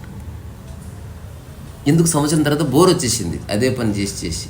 వాళ్ళకేమో 6 రోజులు రెస్ట్ దొరుకుతుంది, రెస్ట్ దొరకలేదు. ఎంతకని చేస్తాం?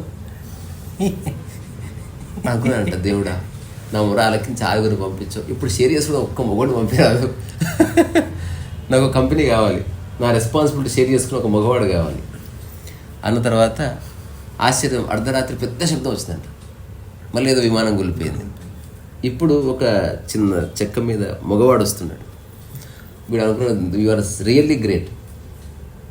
ఆ మగవాడు రాగానే వీడు చెప్దాం అనుకునే లోపు వాడు అన్నాడంట, ఎంత చక్కగా ఉన్నావు అసలు నువ్వు, వాడు హోమోసెక్సువల్ అన్నాడు. అట్లా ఆ సండే కూడా పోయిందంట వాడికి. నేను చెప్పొచ్చు అది ఓకే సార్, అది మనకి ఏదో నిగ్రహం అంటే నిజంగా నీకు కావాల్సింది నీ లైఫ్లోకి వచ్చిందనుకో యూ లూజ్ ఇంట్రెస్ట్ అని చెప్తున్నా. అది ఓకే అంటే ఈ పర్సిస్టెంట్గా ఇంత ఇప్పుడు నువ్వు జాబ్ చేస్తుంది దేనికి, జాబ్ మీద ఇంట్రెస్ట్ ఉన్నా పైసల కోసం, మరి అయిపోయా. అది ఓకే సార్, ఇంకేమి పర్సిస్టెంట్గా ఈ థాట్స్ ఏంది, ఈ హాస్పిటల్స్ ఏంది, దీనికి మన ఫిలాసఫీ ఇది అందరికి లేవు, నీ ఒక్కడికే ఉన్నాయి. సో అందరికి ఆకలి ఉంది, నీకు ఆకలి. కులేటర్గా ఇంకో 3-4 తాళ్ళు రావడం ఎందుకు, ఇది హిమాలయాలు పోయి బతుకోవచ్చు కదా, బెటర్ అని అంటారు. బెటరా నాకు తెలియదు నీకు ఏదని. ఇప్పుడు నువ్వు అడిగావా చైన్ వేసుకుంటే బెటరా, అద్దాలు పెట్టుకుంటే బెటరా, అట్లా సొంత నిర్ణయాలు తీసుకుని మైండ్ ఎట్లా వదిలేస్తావు, అక్కడ పోయినప్పుడు ఆలోచనలు వస్తే ఏం చేస్తావు, మెడిటేషన్ చేసుకుంటాం, ఇక్కడే చేయదు. ఇప్పుడు హిమాలయాలకు పోయినా నువ్వు ఒక రూమ్ ఉండాలి కదా, అదే రూమ్ అనుకో, ఇప్పుడు రూమ్ లాగేస్తే హిమాలయాలు చాలా ట్రావెల్ చేసి ఇప్పుడు వచ్చింది, హిమాలయాలు ఉంది, వీళ్ళైతే ఏసీలు పెట్టుకో 5-6 చల్లగా ఉంటుంది. ఎట్లా తెలుస్తుంది నువ్వు హిమాలయాల్లో పోయి రూమ్, నువ్వు ఓషో ఆశ్రమానికి పోయినావు, రూమ్లోకి వెళ్ళి తలుపేసుకున్నావు, జస్ట్ నీకు అనిపిస్తుంది ఓషో ఆశ్రమం ఉందా అని, ఆ రూమ్లో తలుపేసుకున్నాక నువ్వు 4 గోడల మధ్యన ఉన్నావు అంతే. ఇప్పుడు అదే ఇదే హిమాలయాలు అనుకుంటే అయిపోయా, అంటే ప్రపంచమే వదిలే తలుపేసుకుంటే ప్రపంచం. ఇప్పుడు ఇంతమంది ఇంతసేపు 40 minutes ఒక్కరిని వచ్చారా, నా మైండ్లో ఏ ప్రపంచం నువ్వే తీసుకొస్తున్నావు మాటి మాటికి. అంటే అట్లా ఇప్పుడు మీరు అక్కడ కొలెటరల్ బెనిఫిట్గా వెహికల్స్ పోతుంటాయి, మిమ్మల్ని మాట్లాడించే వాళ్ళు వస్తుంటారు, మీకు దాహం అవుతుంది, నాకేంటి తాగుతాను, ఎలక్ట్రిసిటీ ఖర్చు, ఫుడ్ ఖర్చు, మరి మీకు ట్రావెలింగ్ ఖర్చు, ఫుడ్కి ఏమైనా అవసరం ఉంటే దానికి ఖర్చు, వాడి కోసం పని చేయి, బాడీ ఉన్నది అందుకే వర్క్ చేయి, తక్కువ సమయంలో డబ్బు వచ్చేట్టు చూసుకో, ఏముంది అందులో. ఇంట్రెస్ట్ లేదు సార్ జాబ్ మీద, చేయకు, డబ్బు ఎట్లా వస్తుంది, తక్కువ డబ్బుతో బతకడం ప్రాక్టీస్ చేయవు సంవత్సరం, ఫస్ట్ అది చేయి, ఎవ్రీథింగ్ ఈజ్ ఓకే. ఇంట్రెస్ట్ లేని దాన్ని చేయకూడదు కదా. అవును, కానీ నీకు అది బతకడానికి డబ్బు కావాలనుకున్నప్పుడు అప్పుడు నువ్వు పెద్ద ఫ్లాట్లో ఉంటే చిన్న ఫ్లాట్లోకి రా, చిన్న ఫ్లాట్లో చిన్న రూమ్లోకి రా, తర్వాత ఒకటే చేత బట్టలు పెట్టుకో, మితాహారాన్ని నువ్వు తీసుకో, వేరే వాళ్ళ గురించి ఆలోచించకు, సినిమా చూడకు, ఇంటర్నెట్ ఆపేసి. సో నీకున్న ఖర్చులన్నీ పడిపోయిన తర్వాత జాబ్ వదిలే, అప్పుడు 6-7 వేలు నువ్వు బతికేయచ్చు. ఇప్పుడు తర్వాత మెల్లమెల్లగా వండుకునేది మాని ప్రతిరోజు ఇస్కాన్ టెంపుల్కు సాంబార్ రైస్ పెడతారు, అట్లా అట్లా అట్లా బతికే వాళ్ళు ఉన్నారు. 12 to 14 hours మనకి నచ్చని, అంటే మనకి ఇంట్రెస్ట్ లేని పని, మనకి ఇంట్రెస్ట్ లేని వర్క్ని చేయడం కరెక్ట్ అంటారు, ప్రోత్సహిస్తారు. అది నేను దేన్ని ప్రోత్సహించాను, అదొకటి చెప్పండి సార్. అంటే ఇంట్రెస్ట్ లేకుండా పని చేయడం, మీకు ఇంట్రెస్ట్ లేని పని ఎందుకు చేయమని చెప్తారు చెప్పు. 99% అదే చేస్తుంది. నాకేం తెలుసు వాళ్ళు ఎందుకు చేస్తున్నారు, నేనైతే చేయట్లేదు కదా. అందుకే నేను అదే నువ్వు ఇప్పుడు నన్ను చూసి ఇన్స్పైర్ అయితే కనుక సింపుల్ లివింగ్ లీడ్ చేస్తుంటే నీకు ఎక్కువ ఖర్చులు ఉండవు. ఇప్పుడు నేను ఏర్పాటు చేసుకుని ఈ మాత్రానికి ఎంత అవసరం అంత సంపాదించడానికి ఎప్పుడు ట్రై చేస్తా. అంతెందుకు సార్, ఊరికి అన్ని వదిలిపెట్టి వెళ్ళిపోతే ఎక్కడ పోయినా నీ మనసు వదిలిదే, అట్లా పోయినా నేను కూడా ఇంకా మనసు ఎక్కువ లాగుతుంది. ప్రపంచంలో నుండి నువ్వు తప్పించుకునేది వీటి నుంచి కాదు, ఎట్లా మనసు నుంచి తప్పించుకోవాలనేది ఆలోచన. అందరు చేసేది మనసు. ఇప్పుడు నువ్వు ఓషో ఆశ్రమానికి పోయింది ఏదో కట్టగట్టడానికి కాదు, how to escape your mind తెలియక అంతే. అక్కడ పోయిన తర్వాత మైండ్ ఎస్కేప్ కాలే, మైండ్ రిప్లేస్ అయింది వేరే ఆలోచనలతో. ఆ షెడ్యూల్ వల్ల 7 గంటలకు ఇది, 8 గంటలకు ఓషో టాక్స్, 9 గంటలకు ఈ మెడిటేషన్, 10 గంటలకు ఇది, 11 గంటలకు రెస్ట్, 12 గంటలకు ఆ మెడిటేషన్, 13 గంటలకు ఇది, ఇట్లా మొత్తం ఒక లిస్ట్ ఉంది. నిన్ను పరిగెత్తిస్తూ ఉంటారు. అంటే అక్కడ నేను నేర్చుకుంది ఏం లేదంటారు. చెప్పండి. ఏం లేదు సార్. ఇంకోటి మీరు నేను టాక్స్లో చూసింది ఎందుకంటే ఒకటి బ్యూటిఫుల్ మీరు లైన్ చెప్పారు రీసెంట్, అంటే నాకు అర్థం ఏ దాంట్లో తెలీదు, 2-3 సార్లు రిపీట్ చేశారు ఇది. నువ్వు ప్రశాంతంగా ఉండాలని ప్రయత్నించే స్థితి కూడా ప్రయత్నించాలంటే ప్రశాంతంగా ఉండాలంటే ఫస్ట్ నువ్వు ఆ స్టేట్ ప్రశాంతంగా ఉంచుకోవాలి. ఆయన మీరు కరెక్ట్ చేయండి సార్. అది నాకు గుర్తులేదు. అంటే మీరు నీ ఎయిమ్ ప్రశాంతంగా అంటే పీస్ఫుల్నెస్ కోసం నువ్వు ట్రై చేస్తున్నప్పుడు నువ్వు ఫస్ట్ ప్రశాంతంగా ఉంటేనే ఆ ప్రశాంతత రీచ్ కాగలవు. ప్రశాంతత నుంచే నువ్వు ప్రశాంతత క్రియేట్ చేయగలవు, కన్ఫ్యూజన్ నుంచి నువ్వు ప్రశాంతత క్రియేట్ చేయలేవు అనేది ఒక కాంటెక్స్ట్. కన్ఫ్యూజన్ నుంచి కాదు, ఏదో అట్టుగానే నేను ఎంతో మాట్లాడతా. స్ట్రగుల్ అంటే నేనేమంటున్నా అంటే ఇప్పుడు పీస్ కోసం అది ఇది 1 2 3 ఇట్లా స్ట్రగుల్ అయిపోయి పీస్ కోసం ఆలోచించాను. మీరేం చెప్పారు, ఫస్ట్ పీస్ రావాలంటే ఈ క్షణం నువ్వు ఆలోచించే దాంట్లో ప్రశాంతంగా ఉండాలి. సో దట్ నీకు సొల్యూషన్ దొరుకుతుంది, దాని తర్వాత వెళ్తారు. ట్రూ, అవును, కరెక్టే. నేను చేస్తున్నది అది. ఇప్పుడు ప్రపంచాన్ని నా మీద ఎంప్లాయ్ చేస్తున్నాను అనుకో, 2 నిమిషాలు అశాంతి పాల్గాను. ఎవరెవరో ఏమో చేస్తున్నారు, గంట కోటి సంపాదించే వాళ్ళు ఉన్నారు. ఇట్లా రోడ్డు మీదకి వస్తే 1,00,000 మంది ఆటోగ్రాఫ్ల కోసం అట్లాంటి వాళ్ళతో పోల్చుకున్నాం అనుకో, మనకి ఎక్కడ ప్రశాంతం? కంప్లీట్గా డిస్టర్బ్ అయితే ఇంకా ఆ ప్రశాంతం స్టేట్ పోవడానికి కూడా మనకి ఇక్కడ గ్రౌండ్ ఏర్పడింది. సో నీలా నువ్వు బతకడానికి నువ్వు ఉన్నావు అంతే, నీకేది సాధ్యమో అది చేయడానికి ఉన్నావు. ఇంకోటి సార్, మీరు గమనించాను ఈ మధ్య టాక్స్లో పోలికలు వద్దు అంటున్నారు కదా. అంటే ఈ క్యాపిటలిస్టిక్ మార్కెట్లో కంపారిజన్ లేకపోతే అసలు మార్కెట్ గురించి చెప్పలేదు, నేను వ్యక్తి గురించి చెప్పిన. వ్యక్తి గురించి అంటే పైనకి ఎదగలేము కదా సార్ ఈ ప్రపంచంలో. ఇది ఏం నీకు ఏది ఉంది చెప్పు. కంపారిజన్లో అంటే ఏం చేస్తావు? ఫర్ ఎగ్జాంపుల్ నేను మళ్ళీ ఇప్పుడు ఎదగడం అంటే జస్ట్ మనీ పరంగా ఎదగడం అట్లా కదా సార్. ఇప్పుడు మనీ పరంగా ఎదగడం ఒకటి, మానసికంగా ఎదగడం ఒకటి. ఫర్ ఎగ్జాంపుల్ ఈ వాటర్ బాటిల్ మీరు హిమాలయన్ వాటర్ అనుకోండి. హిమాలయన్ వాటర్ మీరు సేల్ చేస్తున్నారు, 40 రూపాయలు పెట్టి సేల్ చేస్తున్నారు. మీరు ఒకటే మోనోపలి. సో మీకు కాంపిటీషన్ లేదు, 40 రూపాయలు చేస్తుంది. నాకు సంబంధించింది కాదు. కాంపిటీషన్ ఉంటే 20-10 రూపాయలకి వస్తుంది. అది నా పని కాదు స్వామి. ఒకవేళ ఆ పని అయితే నేను చెప్తుంటే అంటే ఇప్పుడు కంపారిజన్ కాదు, హెల్దీ. ఇప్పుడు పోల్చుకునే వాళ్ళు ఇన్స్పిరేషన్గా తీసుకోవచ్చు అంతవరకు. అంటే ఒక హెల్దీ కాంపిటీషన్ అనేది అన్ని చోట్ల ఉంటుంది. అది బిజినెస్ చేసే వాళ్ళకి ప్రపంచానికి సంబంధించిన విషయాలను చెప్తూనే ఉన్నా. నువ్వు వ్యక్తిగతంగా ఆనందంగా ఉండాలంటే ఆ బిజినెస్ చేసేవాడు కూడా ఇంటికి వచ్చిన తర్వాత బిజినెస్ని మర్చిపోయి రావాల్సిందే, అప్పుడు నిద్ర పడుతుంది. హైలీ కంపాటబుల్ కావాలంటే కంపారిజన్ అనేది ఉండాలి కొంచెం వరకు. ఉండని, అది బిజినెస్లో. నీకు పర్సనల్ లెవెల్లో ఎందుకు? పర్సనల్ లెవెల్లో అసలు ఉండకూడదు పోలికలు. ఉంటే నువ్వు ఆనందంగా ఉండలేవు అంతే. ఉంచుకో, ఎవడొద్దన్నాడు. నీ గోల్ ఏమిటి అనేది తెలిస్తే నేను చెప్పేది అర్థమవుతుంది.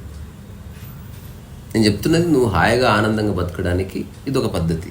సక్సెస్ అవ్వడానికి పద్ధతులు వేరే. దానికి బిజినెస్ మీద కోర్స్ చేస్తే అక్కడ ఉండేది అది. ఇంకోటి డేటాను బేస్ చేసుకుని చాలా మంది ఫిలాసఫర్స్, ఇది లాస్ట్ క్వశ్చన్ సార్, లైఫ్ అంటే ఒక్క Ayn Rand తప్ప, except Ayn Rand every one side the life is meaningless. Ayn Rand ఒకటి రేషనల్ ఆబ్జెక్టివ్, ఖచ్చితంగా పర్పస్ ఉండాలి, నీ ఏం లేకపోతే చనిపో అని చెప్పింది Ayn Rand. మిగతా వాళ్ళందరూ లైఫ్ ఈజ్ మీనింగ్లెస్ అని చెప్పారు. ఏది కరెక్ట్ అంటారు? పెద్ద రెండు కరెక్టే. నేను చెప్తున్నా కాంట్రడిక్షన్ అయిపోయింది. మీనింగ్ ఏముండదు లైఫ్కి, నువ్వు ఇస్తే ఉంటుంది మీనింగ్. అది ఎగ్జిస్టెన్షియల్, ఓకే. అదర్వైజ్ లైఫ్కి ఏం మీనింగ్ లేదు. మీనింగ్ నువ్వు ఇస్తున్నావు లైఫ్కి. ఈ రూమ్కి ఏం మీనింగ్ లేదు, బయట బోర్డు పెడుతున్నావు టెంపుల్, మీనింగ్ వచ్చింది. నువ్వు ఇట్లా మనిషికి ఏ మీనింగ్ లేదు. నువ్వు చేతులు రుద్రాక్ష పెట్టగానే మీనింగ్ వచ్చింది Swamiji. You are giving meaning to life all the time. నువ్వు చేయవలసిందల్లా లైఫ్ని లైఫ్గా చూడడం, దానికి మీనింగ్ ఇస్తలేవు, మీనింగ్ తీసేస్తావు. మరి అంటే ఇప్పుడు కొంతమంది చెప్తారు కదా సార్, అంటే సొసైటీ ఎకానమీని పెంచడము మీనింగు, లేకపోతే నువ్వు ఇతరులకి సేవ చేయడం అది నీ మీనింగ్, దేవుడికి. ఓకే, అవి పర్పసెస్, అవి మీనింగ్ కాదు. ఒక పదానికి అర్థం వేరు, పదానికి పర్పస్ వేరు. అంటే ఇప్పుడు ఒక నైఫ్ మీనింగ్ వేరు, నైఫ్ పర్పస్ వేరు. నువ్వు పర్పస్ని మీనింగ్ని కలుపుతున్నావు. లైఫ్కి పర్పస్ ఉంది, మీనింగ్ లేదు. ఓకే సార్, ఇప్పుడు నేను అక్కడికి రోడ్డు మీద కానీ వెళ్ళి లేకపోతే ఇక్కడ కూర్చొని రోజు పడుకో, లైఫ్ ఈజ్ మీనింగ్లెస్ అని చేయను మోటివేషన్. అది నువ్వు పరిపూర్ణంగా చేస్తే ఎంత గొప్ప విషయం అనుకున్నావు. ఊరికే పనుకుంటా 100% యాక్సెప్ట్ చేసినావు అనుకో దాన్ని. అదే యోగం అంటే. అంటే నీలో సంశయమే పోయింది. 1,00,000 మంది చెప్పారు పడుకోవడం వేస్ట్, నాకు ఇట్లా బాగుంది అన్నావు. అలా నువ్వు అనగలిగితే, మన జీవితంలో ఏనాడు బాధపడకపోతే, అది చాలా గొప్ప స్థితి. ఏ పని చెప్పానా నువ్వు ఉండి చూడు, దిమ్మ తిరిగిపోతుంది. ఏందనుకో, అంత ఆశమాషి కాదు. అలా చేయడం. కంపెనీ పెట్టడం ఈజీ, డిసీజ్ కదా. అది చేయి చూడు. ఒక సంవత్సరం 7 రోజులు పనుకోలేము. సంవత్సరం జీవితకాలం నేను చెప్పేది. ఇది క్రాష్ కోర్స్. ఫుల్ పనుకొని తాగి బెస్ట్ చేసి చూడు, నీకే తెలుస్తుంది. బెస్ట్ కదా సార్ పనుకోవడం. చేసి చూడు, 2 ఏళ్ళు అట్లా ఉండి చూడు, నీకే తెలుస్తుంది. చేయకుండా ఎందుకు చెప్తున్నావు? సో లైఫ్ అనేది మీనింగ్లెస్. మనం ఇచ్చే దాన్ని బట్టి లైఫ్కి నువ్వు మీనింగ్ ఇస్తావు. లైఫ్ జీవితానికి అర్థం లేదు, అర్థం నీవు ఇస్తావు. మనం జీవితానికి పర్పస్ ఉంది. ప్రకృతి పరంగా కుక్క మురగడం దాని పర్పస్, చెట్టు కాయలడం దాని పర్పస్. ప్రపంచపరంగా ఉండే పర్పస్లు క్రియేట్ చేసుకున్నవి. అది మనకు త్రూ ఎడ్యుకేషన్ అండ్ కాంపిటీషన్ ఇట్లాంటి వాటి చేసే పనులు బట్టే పర్పస్ క్రియేట్. సో నిజమైన పర్పస్ నీకు నోబడినెస్ని క్రియేట్ చేస్తుంది. ప్రపంచపరమైన పర్పస్లని నీకు ఐడెంటిటీ క్రియేట్ చేస్తాయి. ఐడెంటిటీ వల్ల వచ్చిన దాంతో నీకు సమస్యలు వస్తాయి. అని చెప్పుకోవడంలో తప్పేముంది? తప్పేం లేదు, చెప్పుకో. మరి ప్రాబ్లమ్స్ ఎట్లా వస్తాయి అక్కడి నుంచి? నేను ప్రాబ్లం గురించి చెప్తలేను. నీ అంతిమ లక్ష్యం ఏమిటో దాన్ని బట్టి. ఇప్పుడు రోజు బీడి తాగితే తాగు, ఏమవుతుంది. కానీ నాకు ఆరోగ్యం కావాలంటే బీడి తాగొద్దు. ఓకే, మన చాయిస్. నీ చాయిస్. తాగొద్దని ఎవడు అంటాడు? ఇప్పుడు సినిమాలో చూపిస్తారు బీడి కట్ట వెనక రాసి ఉంటుంది ఇంజూరియస్ టు హెల్త్ అని. ఆయన అమ్ముతున్నారు కదా. మన ఇండియన్ లీగల్ సిస్టంలో లేకపోతే శిక్షాస్పత్రిలో రాస్తుంది మర్డర్ చేస్తే మరణ శిక్ష ఆయన చేస్తున్నారు కదా. చేసేవాళ్ళు చేస్తూనే ఉంటారు. నువ్వు చేస్తావా లేదా నువ్వు నిర్ణయించుకోవాలి, అది వేరే వాడు చెప్పాడు. So there is no, you are free to operate yourself with discretion. There is no like good bad evil. ఏం లేదు, దానికి నీవిస్తావు. గుడ్ ఏంటి బ్యాడ్ అది పర్ఫెక్ట్ అనేది ఏది లేదు.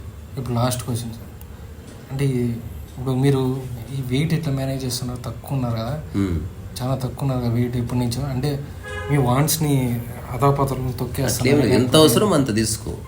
అధపాతరం లేదు, ఆకాశం లేదు. అదే పని తొక్కి వాంట్స్ తక్కువ అట్లేం లేదు బా. వెయిట్ అట్లే నువ్వు అట్లా చెప్తే నా మీద నాకే భయం వేస్తుంది. అటువంటి అలాంటివి ఎప్పుడు లేవు. అందరు చేసేది చేస్తా నేను కూడా. కానీ ఎంత అవసరం అంత. ఇప్పుడు నీ బాడీ నీకు బరువు అవుతుందా, హాయిగా ఉందా? చాలా బాగుంది. తగ్గి. నా బాడీ నాకు బాగుంది అంటే అది కాన్షియస్గా మీరు? కాన్షియస్ కాదు, అది నేను నేచర్. ఏమి లేదు, చేస్తున్నారు. ప్రతిరోజు యోగా చేయాలి. ఎప్పుడు కూడా చేస్తా చూడు. ప్రతిరోజు 10 భంగిమలు చేయాలి. మితాహారం తీసుకోవాలి. వేరే వాళ్ళని పట్టించుకోవాలి. ఎక్సర్సైజ్ చేయాలి. ఇట్లా నీతో మాట్లాడుతూనే చిన్న యోగా అయిపోతుంది.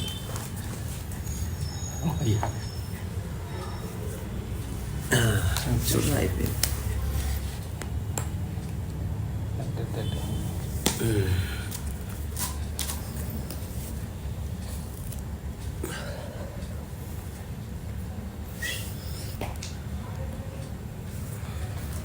మరి ఇది చాలా ఫిట్ ఉంది సార్.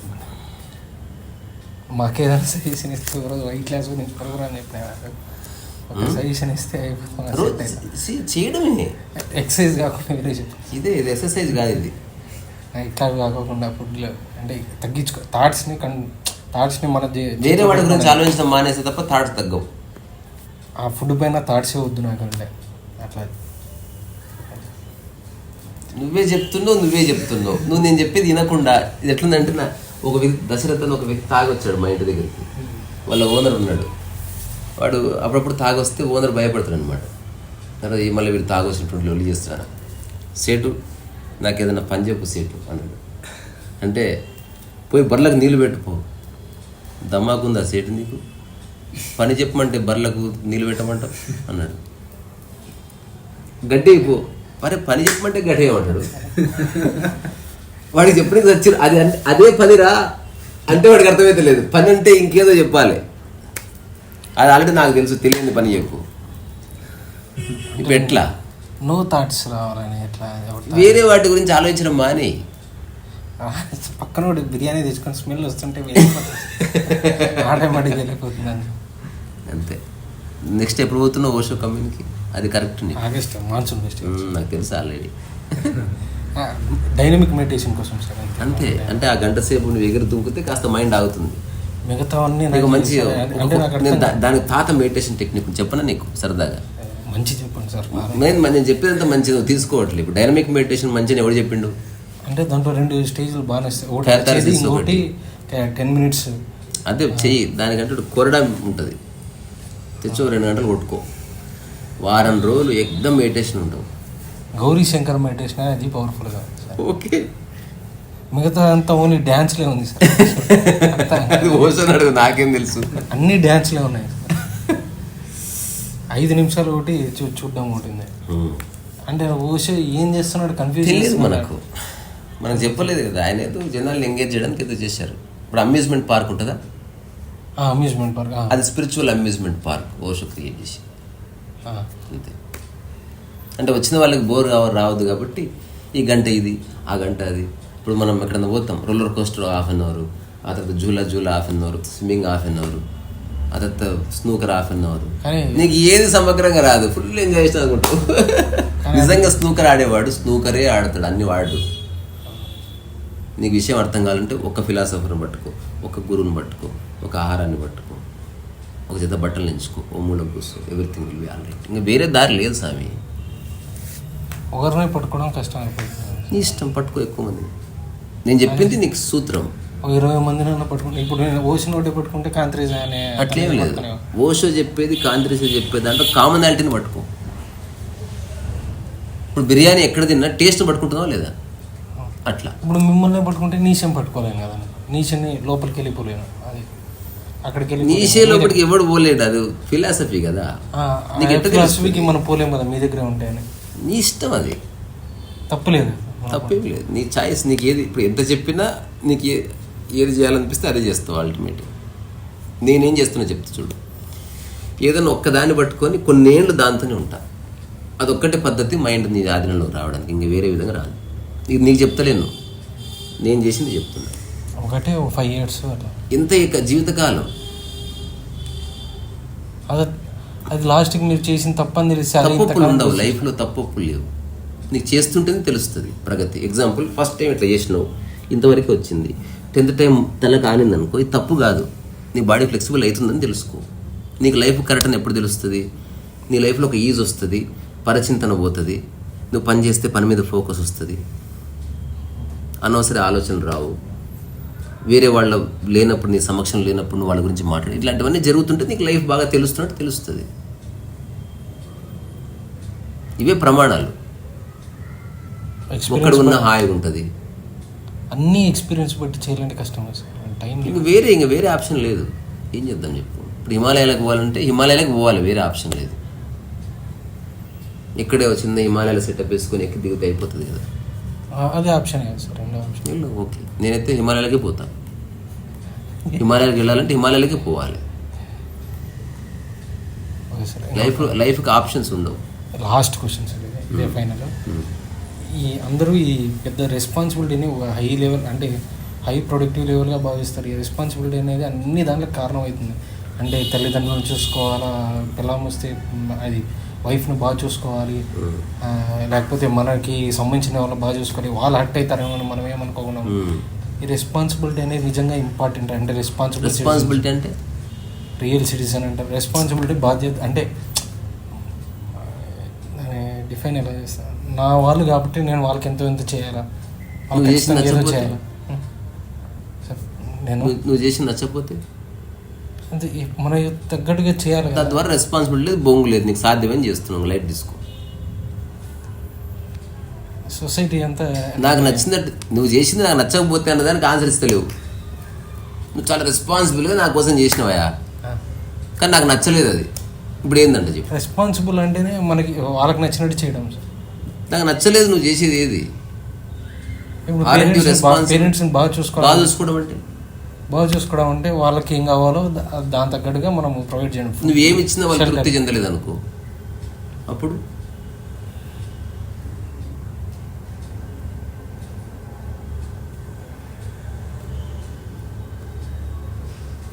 ఏం చేయలేదు. అంతే. కాబట్టి ఏం చేయకు, నీకు ఎంత సాధ్యమో అంత చేయి. వాళ్ళు సాటిస్ఫై అయినా ఓకే, సాటిస్ఫై అవ్వకపోయినా ఓకే. ఇప్పుడు వాళ్ళకి తగ్గట్టుగా నేను జీవించాల్సిన అవసరం లేదు, అస్సలు లేదు. ఎవరి తగ్గట్టు ఎవరు ఉండరు. ఉత్తమ మాటలు అవి, చిన్నపిల్లల మాటలు. ఎవరి తగ్గట్టు ఎవరు ఉండరు. ఇప్పుడు మనకి వైఫ్ వస్తే బ్రదర్కి వాళ్ళకి రాలే కదా, ఎందుకు వచ్చినప్పుడు బ్రదర్కి అట్లా ఏమైనా చేయాలి, అట్లా వేస్ట్ కదా సార్. మీరు నాకు తెలీదు. మీరు రెస్పాన్సిబిలిటీ తీసుకుంటారా ప్రతిదానికి? తీసుకుంటాను, నాకు నచ్చింది చేస్తాను అంతే. వాళ్ళు నచ్చుతలేదు అడగను నేను. అన్ని రెస్పాన్సిబిలిటీలు తీసుకుని వాళ్ళకి నచ్చినట్టు చేయరా మీరు? వాళ్ళకి నచ్చింది వాళ్ళు చేసుకోవాలి. నేను చేసి ఫెసిలిటేటింగ్ ఇవ్వడం వరకు. ఎగ్జాంపుల్గా అందరికి పళ్ళు తెచ్చాను, బంగారు అని ఇచ్చాను, ఈయనకు నచ్చింది, నేను తర్వాత తింటాను, భార్య తిన్నాడు, దరిద్రంగా ఉంది పండు అన్నా పర్వాలేదు, నీకు నచ్చింది నువ్వు కొనుక్కొని తిని, సరేనా, పెద్దగా అయిన తర్వాత అని చెప్తాను. సో నిజమైన రెస్పాన్సిబిలిటీ ఏంటంటే make somebody independent. That is true responsibility. నిజమైన బాధ్యతాయుతమైన వ్యక్తి తక్కువ సమయంలో ఎదుటి వ్యక్తి నీ మీద ఆధారపడకుండా చేసేస్తాడు. తద్వారా వాడి సావు వాడు వస్తాడు, నీ సావు నువ్వు సావు. అంటే వాళ్ళకి రెస్పాన్సిబిలిటీ పేరు మీద పక్క వాడిని డిపెండెంట్ చేయడం కాదు నీ duty. Make them independent. Age ఫ్యాక్టర్లో కన్సర్న్ అంతే. అది వాళ్ళకి కావాల్సిన ఫుడ్ ఇవ్వడం, వాళ్ళకి కావాల్సిన బెడ్ ఇవ్వడం, ఇది కన్సర్న్ అంటారు. అంటే మీకు ఇప్పుడు పర్టికులర్గా ఇదే మ్యాండేటరీగా ఏం చేయరా అంటే ఇదే చేయాలి వాళ్ళు సాటిస్ఫై కాకపోతే అడుగుతున్నా, లేకపోతే మ్యాండేటరీగా చేస్తారా? అంతే. ఇదే చేస్తాను అని మీరు చేస్తారా? రెస్పాన్సిబిలిటీ ఎంతవరకు అంత. వాళ్ళకి నచ్చిన కాకపోతే ఏం చేయాలి, మనకు సంబంధం లేదు. అది మనకేం సంబంధం. అది వాళ్ళు అడిగిన దానికి ఎంత సాధ్యం అంత చేయడం వరకు. కానీ ఇంకా ఎక్కువ కోరారనుకో, టాటా బై బై. సరే మరి ఇది 3వ